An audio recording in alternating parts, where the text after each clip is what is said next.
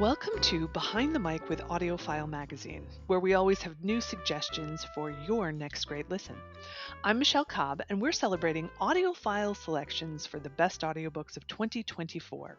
In today's special episode, we're talking about our picks for the best fiction audiobooks of 2024, and I'm joined by special guest Julia Whelan, who is one of our Golden Voice narrators. I'm going to pepper her with questions shortly, but first, let me give you the full list of AudioFile selections for best audiobooks in fiction. The Cemetery of Untold Stories by Julia Alvarez, read by Alma Cuervo. Come and Get It by Reid, read by Nicole Lewis. Here One Moment by Liane Moriarty, read by Caroline Lee and Geraldine Hakewill. The Limits by Nell Freudenberger, read by Rebecca Lohman. James by Percival Everett, read by Dominic Hoffman. And The Women by Kristin Hannah, read by Julia Whelan. Hi, Julia. Hi, Michele. And congratulations. I think it's 3 times, right? Because you are being recognized in the young adult category for When the World Tips Over, Oh, what a great book. and in Mystery Suspense for the sequel. Oh, lovely. Thank you.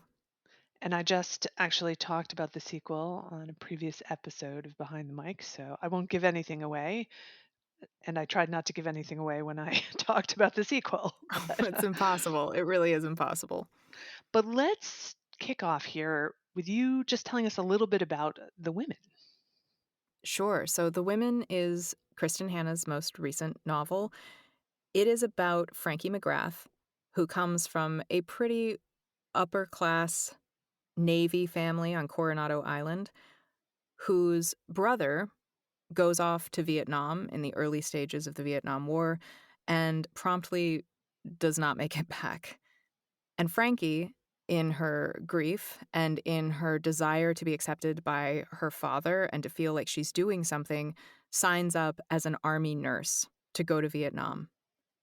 And she is not prepared, not even a little bit, to handle what she encounters there. And the first half of the novel is set in Vietnam, and we see the world through her eyes as she becomes a woman and also learns a lot about the war and the politics surrounding the war, but nothing prepares her then to come back from Vietnam. And she comes home, and the second half of the novel is about her very rocky reentry. Now, you've actually narrated a number of Kristin Hannah's audiobooks. So I'm curious, what is it like to record multiple works by the same author? It's a good question. I think it's different for each author. In Kristin's case, I know that I'm signing up for an emotional beating. I'm always prepared for that.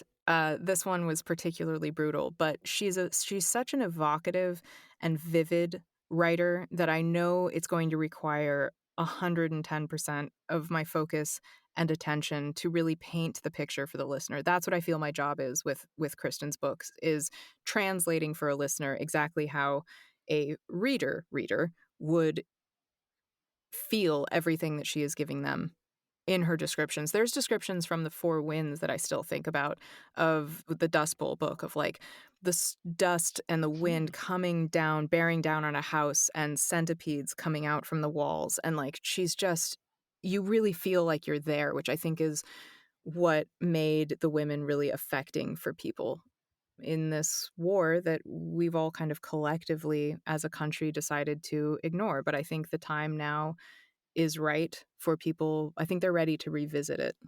And you talk about this intense emotional performance that you have to give to match the words. So I'm curious, how do you mentally prepare for that? And then how do you decompress when you leave the booth each day? I have not figured it out yet. When I'm doing it, it's actually, I've have a very long acting background, and I'm pretty good at being able to, dissever what I'm feeling from what I'm performing necessarily, but there is an emotional toll that I think lives in the body. I used to say this when I was doing on camera, that even though I would be crying in a scene repeatedly, right? And it'd take hours to film, and I would just be crying. But I didn't feel, I wasn't emotionally distraught. But your body certainly feels the result of those tears. And you have a headache, and you're stuffy, and, your throat hurts. And like that can be very much, I think, how this feels. Like the body feels what you've been through, even if I'm able to kind of put up that acting wall. But it's just exhausting work. It's just very, very tiring. So do you like watch hours of television afterwards or meditate? Yeah, like I said, I right now, God, I'm so bad at this. I don't take the time to I don't like to talk, and I watch like Great British Baking Show. Nice. Yeah. Where everything is lovely and people are like sprinkling powdered sugar on gingerbread houses, and it's Well, perfect. we appreciate you putting in the emotional, beating really for our Thank benefit. you. But Thank you. You're so welcome. so obviously this book meant a lot to you. I'm curious what has really stayed with you about recording it. I've actually done a few events with Kristin around this book. The night before her launch, I want to say, we did an event in Orange County together, and it was a huge performing arts center. It was like a 1,400 person venue. And in the audience, someone stood up to ask a question and said, I just think you should know that up there are 4 Vietnam nurses in the audience. Mm. And Kristen and I both just like stood up, looked at them, started clapping, and then just immediately started crying. Oh, In these events that we've done periodically, someone has a story. There's always a story. Like I said, this is a war that is so underexamined in the American psyche, and it's really giving permission. This book has given permission for people who lived through it particularly to, I think, finally process some of what they have been repressing, not to mention the younger generations who know nothing about it. This might be their first glimpse into it. But to watch everyone stand up and tell their stories and talk about the POW, their best friend's dad who was a POW who just never came home. And it's been an incredible, I don't know how she's done it because I have a very hard time being with her at these things and watching people process this kind of communal grief in real time. So it's a book that continues to live with me because it's something that I think just keeps resonating with people and they want to talk about it. And so they just keep reaching out. And I think she did such an incredible job also of taking that character of Frankie through I think it's a 12 or 15-year span, but that time in American history is like 4 different generations in one.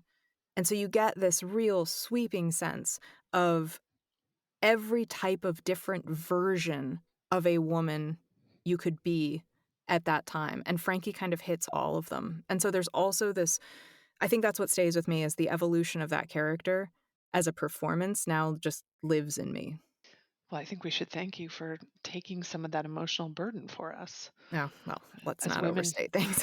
as women are wont to do. So, Yeah, exactly.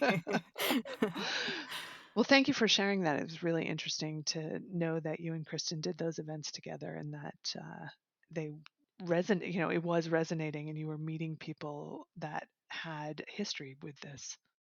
Yes, and I think she's talked about this a lot in her process of the research that she did for this book. She has certain memories of, being a child during the war, and so going back and then looking at it through an adult lens. And I will say that my research process for this book, I went and watched the Vietnam documentary, and I would just I knew things. I knew them. My parents were the opposite. They talked about everything. I feel like I had a very strong sense of the implications of that war, the problems with that war. But then to really just go back and watch some of the documentary and realize what a folly and disaster it was. And I think to take something so huge, that subject matter, and to bring such a human element to it is really Kristen's skill. She's a wizard at that. Well, I say this very often, and it's true. The great marriage of beautiful performance by a narrator and wonderful text give us so many of our best of the year Hmm. titles. I mean, objectively, I don't mean it just the women, but I mean with any audiobook, at its best, it should really feel like an adaptation. Yes. And that's the perspective I bring to a performance, especially of something like The Women, where I really do feel a strong sense of responsibility to try to bring a full experience to a listener in the same way that I'm hit the first time I read it. It does indeed come through, so thank you. Oh, good. Well, thank you for joining us today. Thank you for having me, and thank you for recognizing the book. It's, there's performances I'm proud of, but then there's separately just books I'm very, very proud to have been a part of and that I'm so happy exist in the world. And this is truly one of those books. So thank you for highlighting it. Well, it's always special to hear about the connection a narrator has with the book. So, we've been talking with Julia Whelan about The Women by Kristin Hannah. If you've enjoyed today's podcast episode, we welcome you to come back tomorrow for another Best of the Year conversation.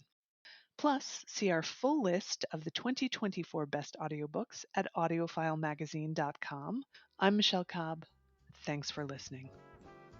Behind the Mic is brought to you by The Exception to the Rule, a captivating short story by Christina Lauren, narrated by Marley Watson and Andrew Gibson. It's named one of Audible's Best of the Year.